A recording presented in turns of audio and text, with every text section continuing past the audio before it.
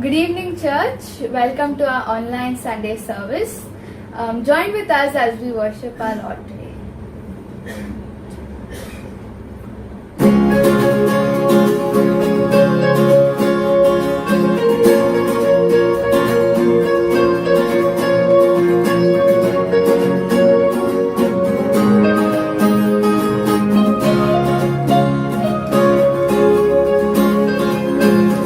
Every praise is to our God. Every word of worship in one accord.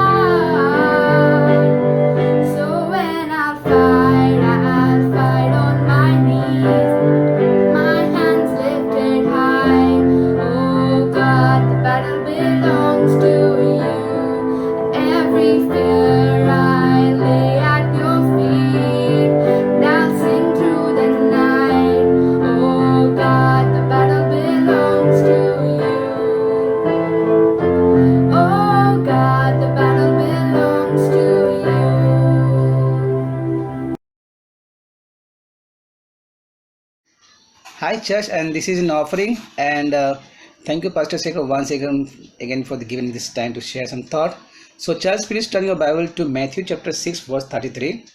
And what it says here is, but seek first his kingdom and his righteousness, and all these things will be added to you.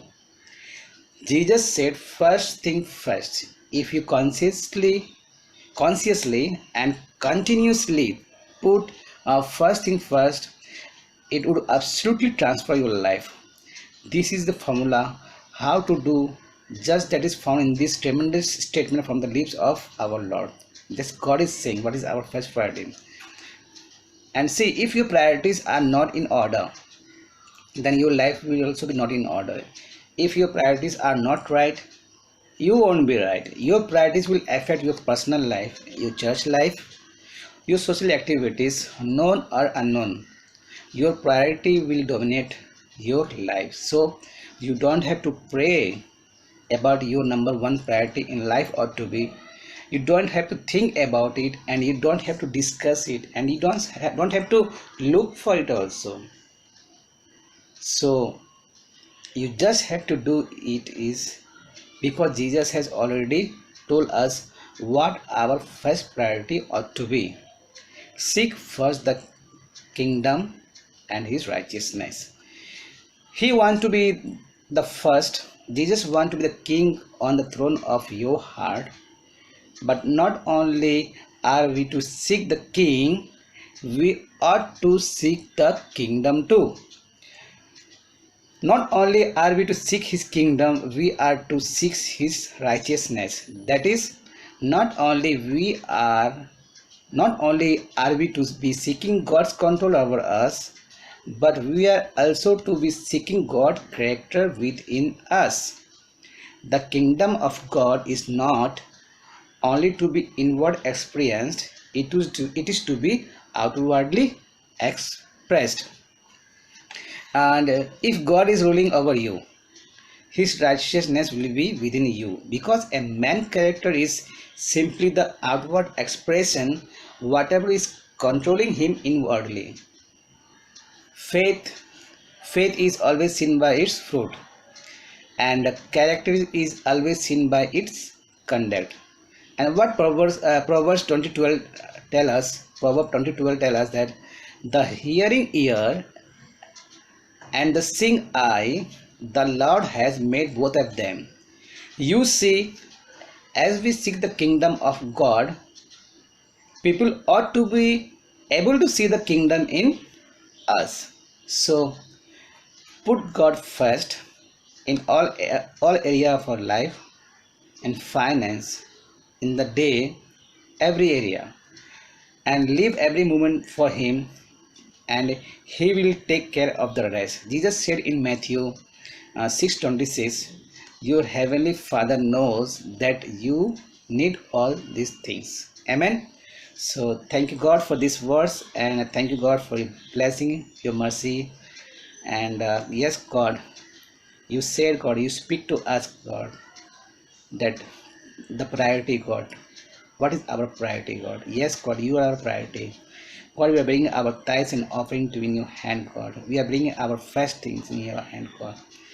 And God, we know that your blessings there God, and you are using us for your glory God. God, multiply our things God. In Jesus' name I pray. Amen.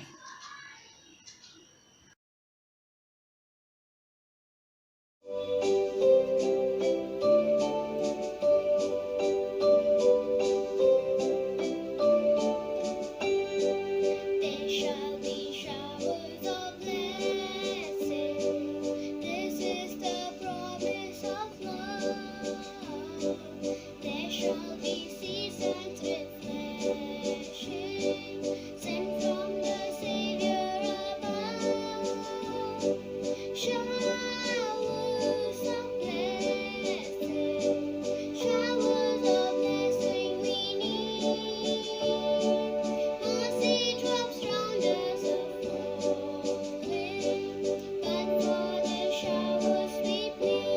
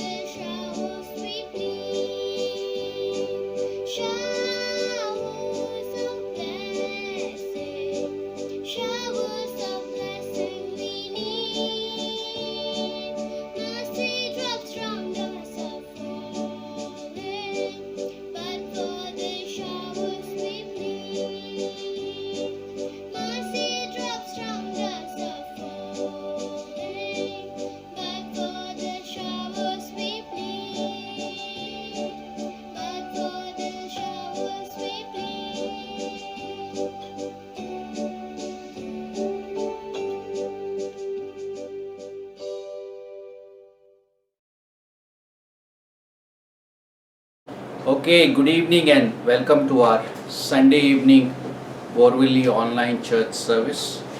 Hope all of you had a great week, and we did have a great week. We had a beautiful outreach on Tuesday, and on Saturday the entire church went to Mira Road for a time of prayer. We had potluck. We watched a movie together as a church, and then we went out for outreach for 2 hours, came back for a time of prayer, and all of us reached home at 12 o'clock in the night, and it was a packed day, and glory be to God. It was a very fruitful day by the grace of God, and through much prayer we prayed there shouldn't be rain, and God ensured that there's not much rain, and we were able to do all that was planned for yesterday. We want to thank God for giving us a great day and using us for His glory. Last week we spoke about the spirit of man, and this week we want to speak about the soul of man. Before we go into the soul of man, we will just review what we studied last week so that we know, like we won't get confused between soul and spirit, and these truths are very important. I was thinking, like, just before the message, I was thinking, like, as humans, as men and as women, we study so many things, right? Like in school, we study accounts, we study geography, we study science. We have then scientists like really studying about moon, stars, space, trying to put satellites there, and nothing wrong with these kind of studies. But how important it is to like this study of creation, or the study of these things that God created. The creation should point us to God, right? And it's good to study these things, but eventually it should bring us to God and bring us to worship Him, bring us to glorify His name, and make us more reverent for Him. And not only we study these things, how important it is to study about our own selves through the Bible. What does God say about man? What does God say about a woman? Who are we? Are we created in the image of God? Like, yes, we study science, we study geography, we study the space, stars. How about studying about ourselves? Very important, right? Like, who are we? Where are we going? Are we just body? Are we just a physical being? Is there a soul? Is there a spirit? What happens? What are the functions? What happens in our life? And this is so important. Studying about ourselves is so important, and that's what we are doing this evening as we look into the Bible to know from the Creator about who we are and what we are made for and how we are made. So last week we spoke about the spirit of man. So man, we said, is not just a physical being. He's just not a body. He's just not a physical being. We said that man is a triune being. Woman is a triune being. That means man is just not a physical being, but he has a human spirit, the first circle, and the second circle he has the soul, and in the third circle he has the body. So man is a triune being, which is human spirit, soul, and the body. And we said in the spirit of the human, or a man or a woman, is where the activity of the Holy Spirit takes place. It's where the regeneration happens. It's the Spirit coming in contact with the Holy Spirit. That's the place where the Holy Spirit's activity takes place. Now the soul, we said the soul is where the mind, will and emotions are there. And this is so important that God wants us to have a renewed mind on a day-to-day basis. Moment by moment, God wants us to have our minds renewed have the mind of Christ, put on the mind of Christ. That's what God wants us to do. So in the soul, I have the mind, I have the will. He wants my will to be submitted to God's will. Jesus said, let this cup pass from me. At the same time, he said, not my will, but your will be done. So you have the mind that needs to be renewed, you have the will, and then you have the emotions, which are so important, that needs to be directed towards God. So we said last week, like there are two good verses that teach us that man is just not a physical being, but he is both body, soul, and spirit. 1 Thessalonians chapter 5 verse 23 says, I pray God, your whole spirit, Paul says, I pray God, your whole spirit and soul and body. See, man is just not a physical being. Paul is saying, I pray your whole spirit and soul and body be preserved blameless at the coming of our Lord Jesus Christ. Be preserved blameless at the coming of the Lord Jesus Christ. So how often we actually like emphasize, because if we believe it's just like physical being, then our emphasis is always on the body. Then there's ignorance on the spirit and the soul. So we are so conscious about the body, we are so catering to the needs of the body, and we miss the emphasis on the soul and the spirit. What I liked yesterday as we spent the day together as the church is that like we ensured that all three were fed. Of course, we had a potluck that fed the needs of the body, and we had different dishes cooked. How many dishes did we have? Like at least like we 10 dishes, maybe 8 or 7 dishes. But we catered to our body, but also we were renewed in our mind and our souls. Our emotions were directed towards God, and our mind was renewed, our will was governed to do the will of the Father in heaven.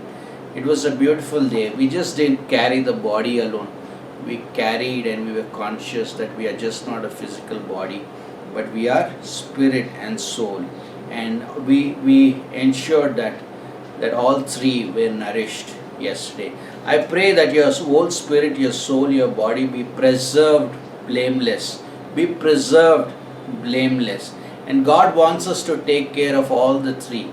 Like your body and my body is the living sacrifice. God says, give me your body as a living sacrifice. Give me your mind, and let this mind be in your soul, the mind of Christ. Then we have the will, submit your will to be, and then the emotions, direct them to be, and then in your spirit, commune with the Holy Spirit in your spirit. So this is what God is telling us to do.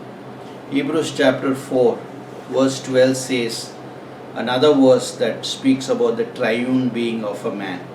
It says, for the word of God is quick and powerful, and sharper than any two-edged sword, piercing even to the dividing asunder of the soul and spirit. You see, soul, spirit, and then of the joints and marrow, which is the body. So you have all three parts of the man here, which is soul, spirit, and body, and is a discerner of the thoughts and intents of the heart.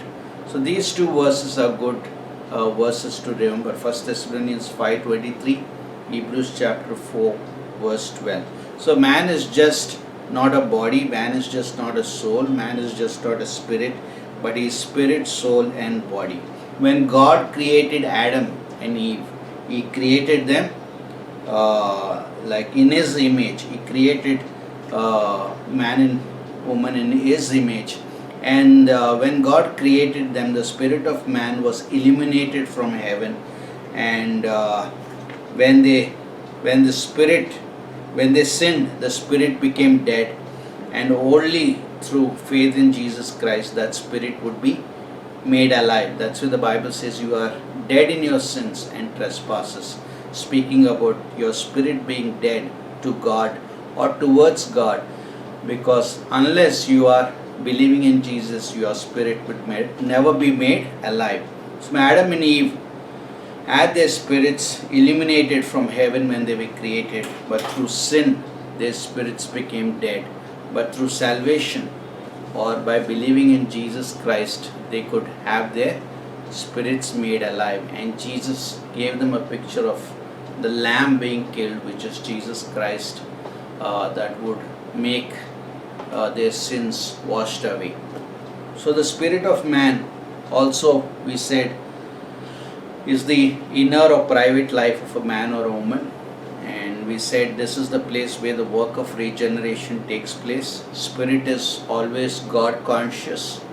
The soul is, the body is like world conscious. Soul is self conscious. So these are important things to know. The main activity of the Holy Spirit happens in the spirit of man. And in the spirit is where God wants us to serve Him and worship Him. And we also said the person who does not have the Holy Spirit in them is like the natural man. And he could be very smart, intelligent, very successful academically, or popular and famous in the world's standards. But he is a natural man.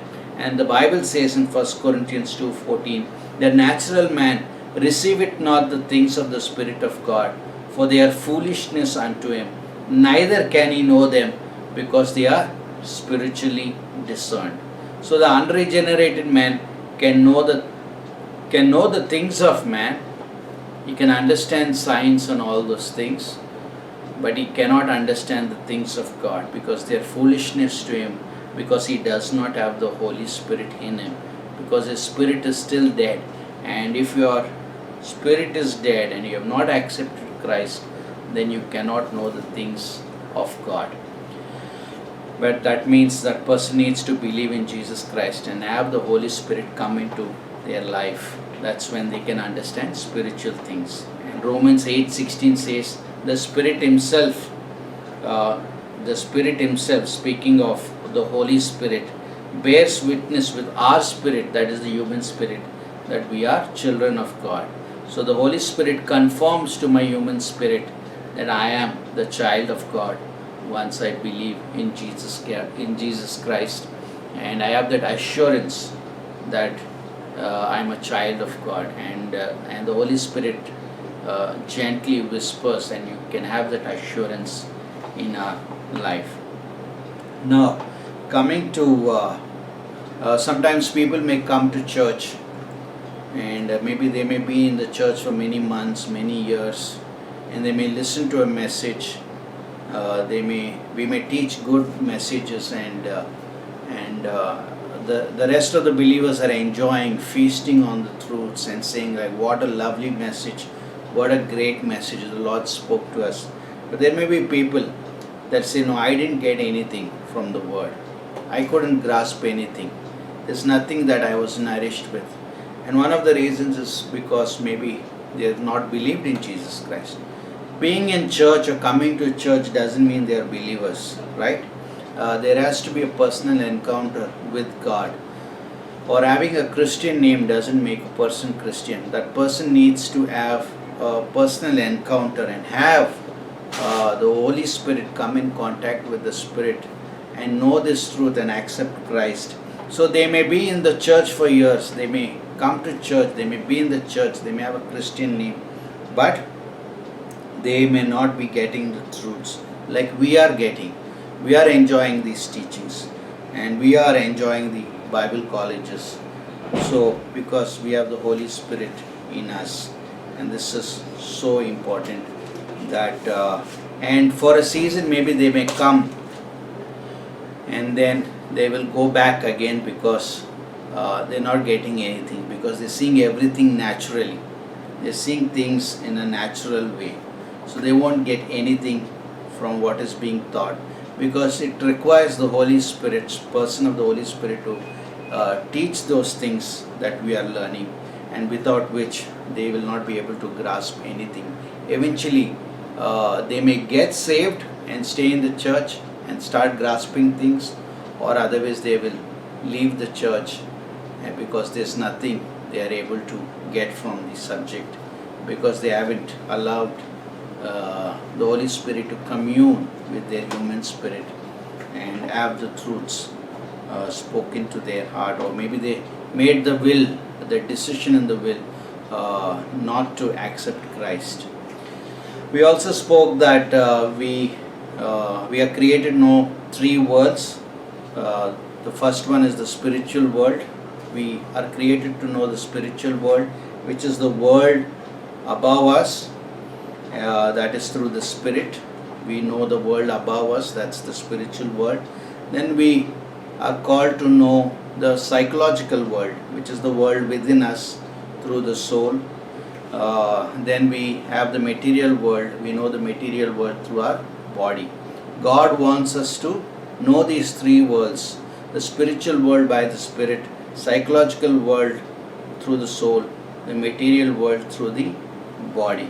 God wants us to experience health, happiness and holiness through knowing these three worlds.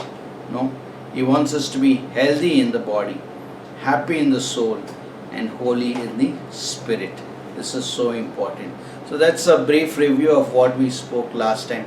Now we'll come back to the subject of the soul. The soul is so important because if I do not believe that there is life after death, if I do not believe that there is a conscious existence of the soul, that the soul lives forever, either in the lake of fire or in hell or in heaven, then if I don't understand these truths, then I might miss out my purpose in living on this earth. Because why should I live? Why should I serve God?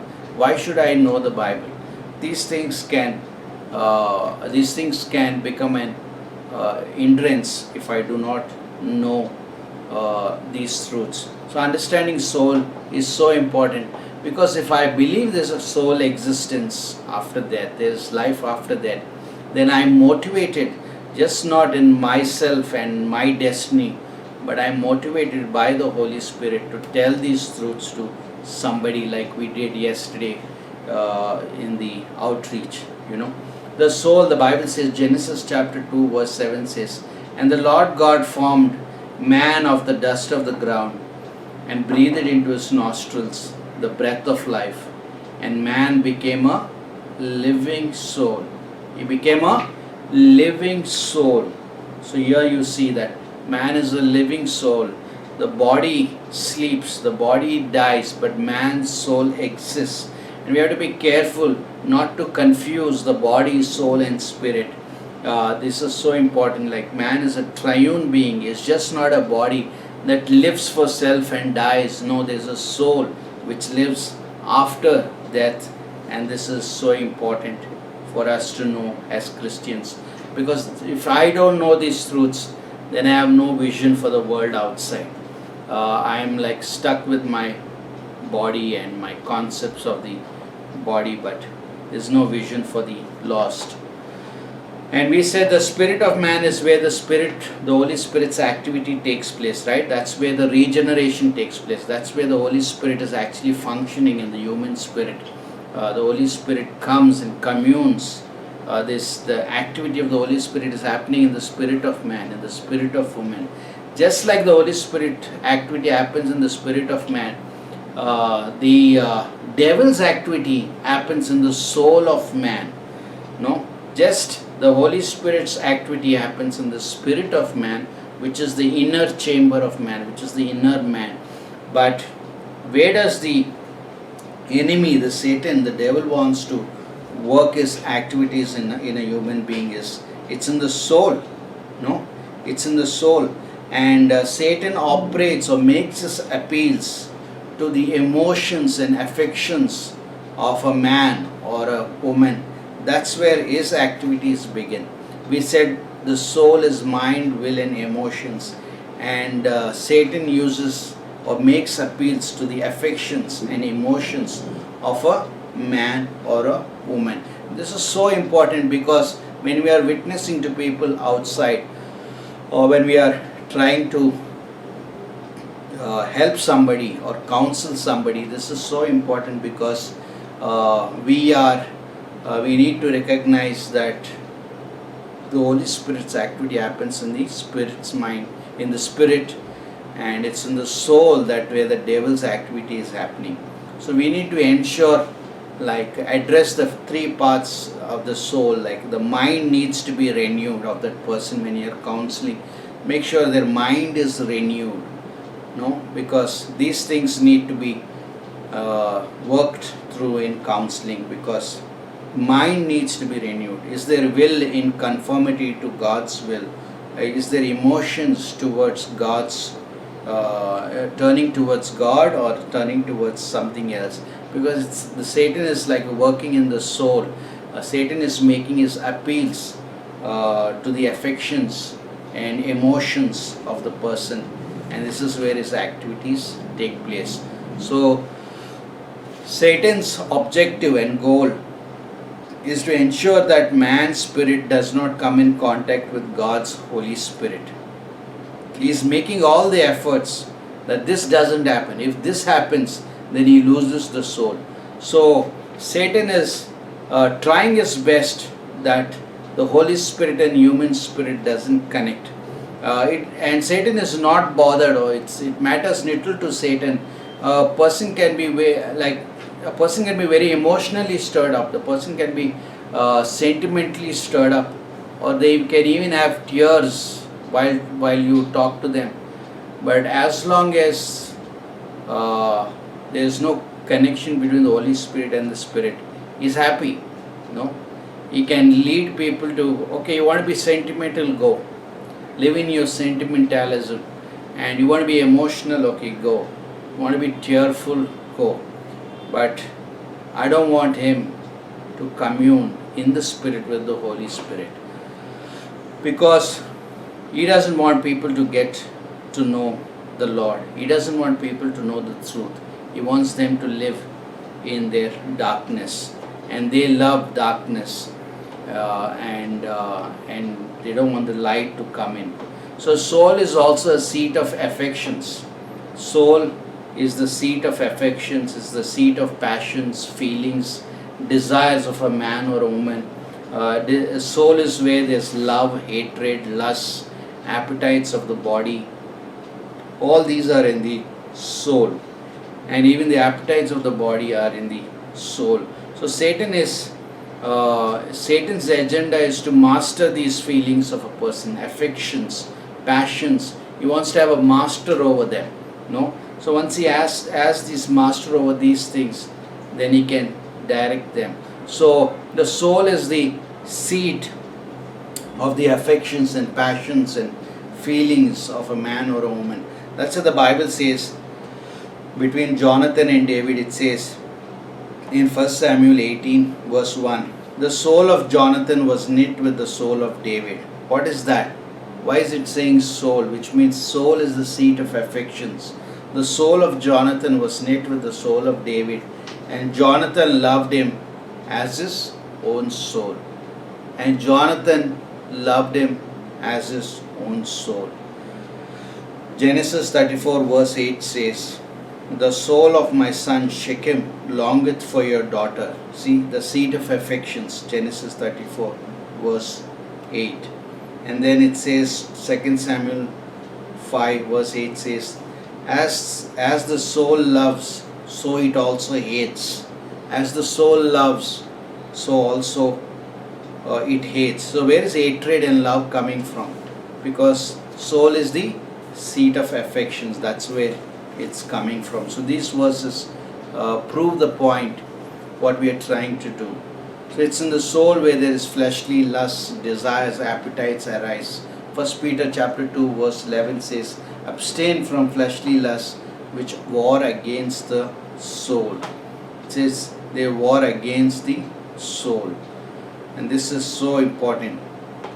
So when we talk to people, about the Lord, or when we tell them about the Lord, they may have a troubled conscience, but that doesn't mean they are saved.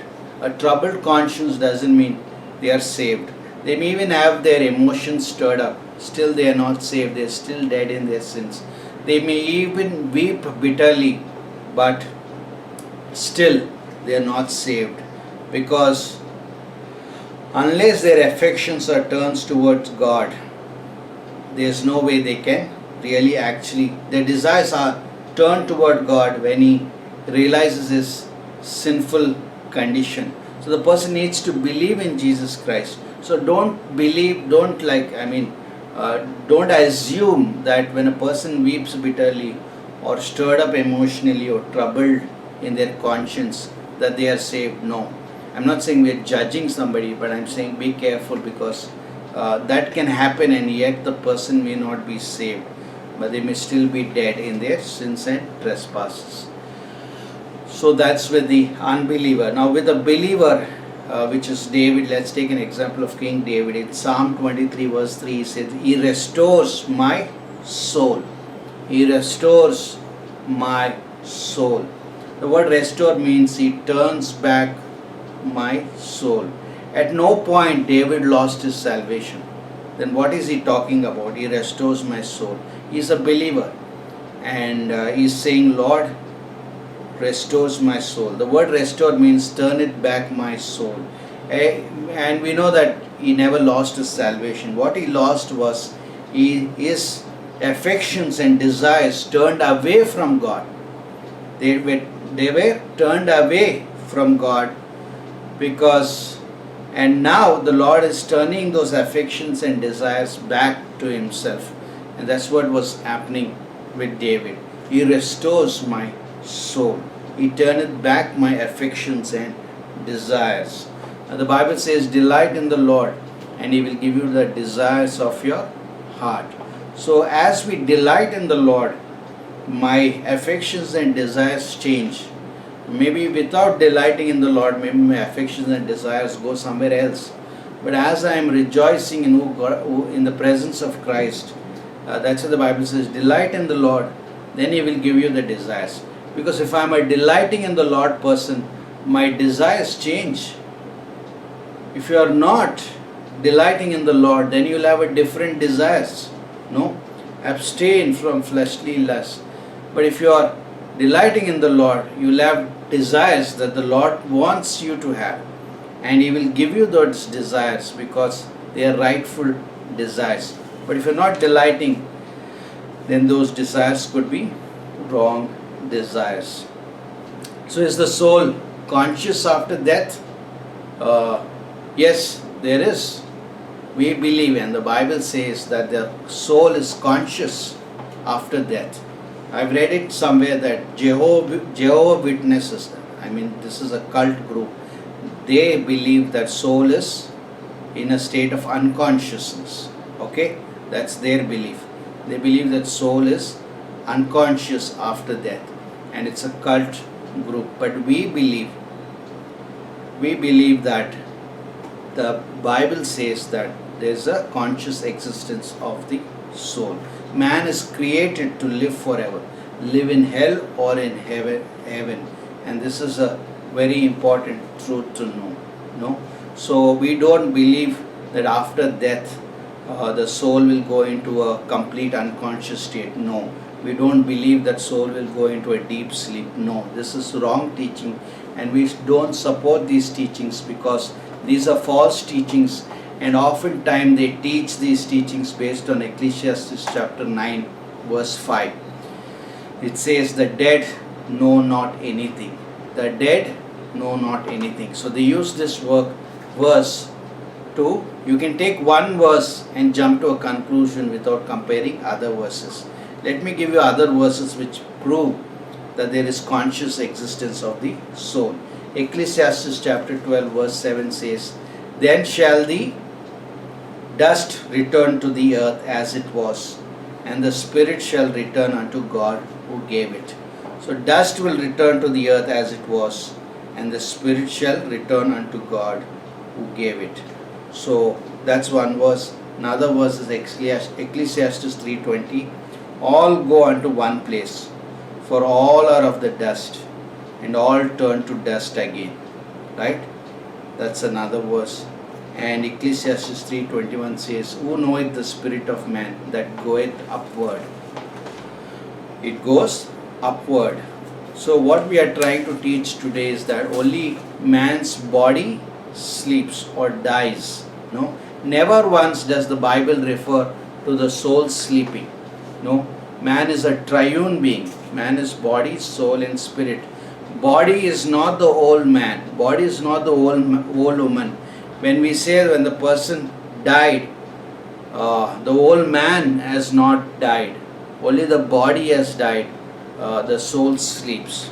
No, and sleep applies to the body sleeps, the soul lives. Sleep applies to the body. Matthew chapter 27 verse 52 says, And the graves were opened, and many bodies of the saints which slept arose. Which slept arose. You know. So we say that in Christianity we don't say like the body is sleeping. We say the body is sleeping. You know, because we know there is a resurrection of the body. The soul lives. So in Matthew 27:52, and the graves were opened, and many bodies of the saints which slept arose.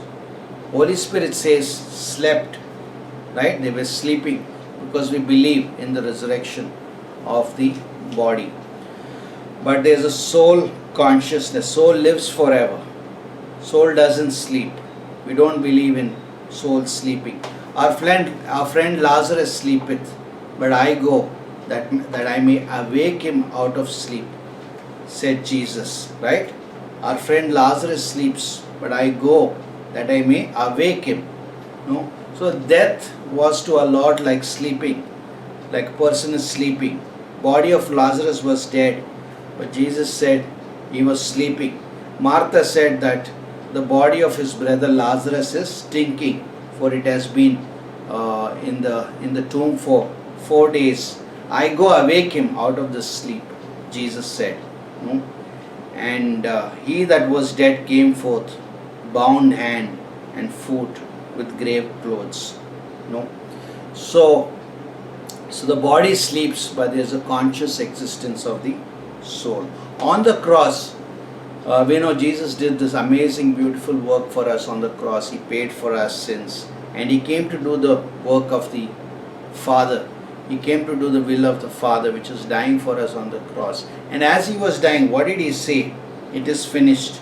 And before He gave His last breath, what did He say? Into your hands I commit my spirit. What was He trying to say in that picture there? Like Jesus saying, yes, I am dying. In my body I am dying, but in my spirit I'm just not my body. My body is going to sleep or die, but in my spirit I commit my spirit to you, and the spiritual part of me lives. And that's very important to know. Death for Jesus was like, He knew that He's dying, His body is going to sleep or go to the grave, but in His spirit, the spirit part of Jesus would actually go into the presence of God and not into an unconscious state or unconscious condition, but a full state of consciousness. The spirit continues to exist in a conscious state. Another example is thief on the cross. He said, Lord, remember me when thou comes into thy kingdom. Luke chapter 23:42. And he said, like, you will be with me today in paradise. No? You will be with me today in paradise. What is He saying? He's saying your soul will be with me in paradise. There is no waiting period. Right? Today, the moment you believed, as we both die, you will be with me in paradise. You know, there's no time for waiting. And then we also see Stephen's death. How often we are scared of persecution, right? Like even as Christians, like we're scared of persecution, opposition, suffering as a servant of Christ. And see, Stephen was that. He was a servant of Christ, but I like his courage, And the Bible says, do not be afraid of them that kill the body. People can kill the body, but after that, they cannot kill the soul, right? Do not be afraid of them that kill the body. What happened to Stephen? They killed the body, no? But what did Stephen say? Like he said, receive my spirit in Acts 7:54. Because he knew the spirit part of him lives forever, no? And that is so important. He knew that my soul spirit will live forever. No, the body went to the grave. So there's a conscious existence of the soul. The soul of man will enter into a state of existence after death, and not into a state of non-existence or unconsciousness as some false teachers teach. Here are 3 verses we can see how when Jesus healed, what did he do when he raised 3 people from the dead. He approached them as if they were alive, though they were dead. He said the body was dead, but the person was alive. The body was dead, but the man was not dead. No. To the son of the widow of Nain, young man, I say unto thee, arise. Because he knew this person is alive in the soul. No. When Christ came to the daughter of Jairus, we are told, he took her by the hand, saying, maid, arise. Finally he said to Lazarus, come forth. Because the spirit soul part of them lives. So, in closing, let's think about the rich man and the Lazarus, the poor man. Both of them died, right? Both of them were buried. But the Bible says that they both were alive and they both were conscious. They could see each other. They could hear each other. They could speak. They could feel. There's a conscious existence. Their bodies were in the grave, but their souls were alive. They were able to see each other, hear, speak, talk. They're saying, go send somebody to my brothers so that they may know about this truth. He wants evangelism from hell, right? He's saying, have somebody go tell my brothers. There was communication happening. They were able to recognize each other. They were alive. They were conscious in the soul. And this subject is such an important subject because this is a warning to the unsaved that the message we give through Jesus is so important, and there is life after that, and the destiny of your soul is in your hands. As long as you allow the will to say yes, then the Holy Spirit can come in and reside in your life. It's a warning to the world, and it's also a responsibility to us. If the soul lives, then I have life beyond this life, which is eternal life, and I need to set my heart and mind on eternal things. That means I care for the people around me, which is why we go soul winning. And when they don't accept, or when we don't preach, then it's a big loss. Jesus said, what profit is it to a man if they win the whole world, yet they lose their own soul? And many people will win many things, but yet they will lose their soul. They will win many things, but yet they will lose their soul. What profit is it if you win the whole world, yet you lose your soul? Like they could be our friends, they could be our neighbors, our colleagues, our relatives. They could be chartered accountants, doctors, politicians, engineers, businessmen, CEOs. But they won many things, but they lose their soul, because in the soul there's a will that was guarding them, and in their will they said no to Jesus, because in the will they make their decisions. Instead of saying no, not my will, your will be done, they say no, my will be done. And this is so important to know this, that the harvest is plenty, and the laborers are few. It's good not to be too jammed up, all of us jammed up. And that's why we're starting different outreaches, because we can just concentrate in one place, but and be jammed up. What is important is like go, don't be jammed up. There's a big harvest, and go. There's a big mission field, and this world is a mission field, and each one go and win the lost, because there's a conscious existence of the soul, and man is a triune being. Life doesn't end after the body dies, but there's an existence of the soul after death, either in heaven if you believe in Jesus, or for rejecting Christ in the lake of fire. And this is a very important message. Amen. In Jesus' name we pray. Amen.